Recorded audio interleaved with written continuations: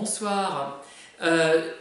Une personne a laissé un commentaire disant que l'expérience des pervers n'est pas perdue. Quand on en a subi quelques-uns, les prochains, les suivants, on les voit arriver. Encore faut-il d'ailleurs avoir quelques bases théoriques, puisque moi j'en ai subi très longtemps, jusqu'en 2007, sans comprendre ce que c'était, qui ils étaient.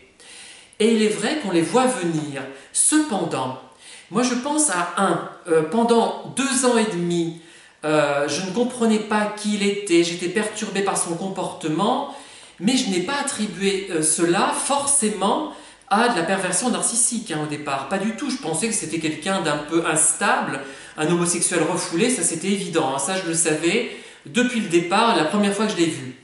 Cependant, j'ai quand même, avant de vraiment l'identifier en tant que tel, j'ai mis 2 ans et demi parce que je n'ai pas voulu aller de l'avant et entrer en relation avec lui avant ces 2 ans et demi. Enfin, après, j'ai eu un déclic qui a fait que je suis entré en relation pour m'assurer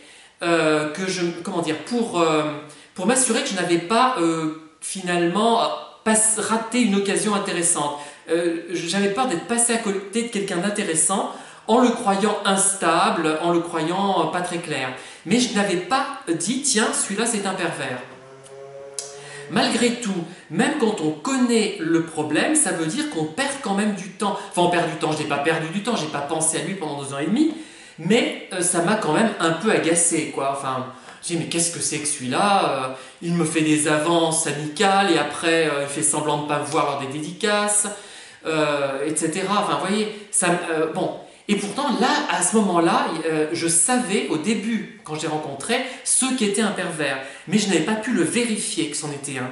Au bout de 2 ans et demi, me sentant coupable de l'avoir ainsi négligé, je suis entré en relation avec lui. Et là, j'ai immédiatement compris qui c'était. Immédiatement.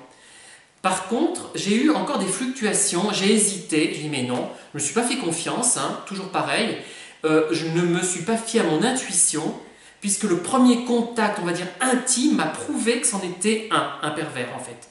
Et j'ai continué pendant quelques mois, et là j'avais des problèmes d'insomnie, je me suis arrêté de manger, j'ai perdu beaucoup de kilos, j'étais bien content dans un sens, mais bon.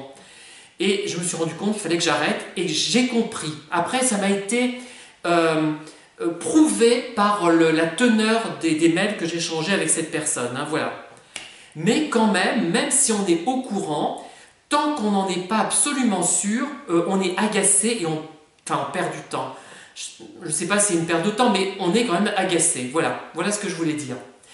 Merci de m'avoir écouté. Je vous dis à très bientôt pour une nouvelle vidéo. Au revoir.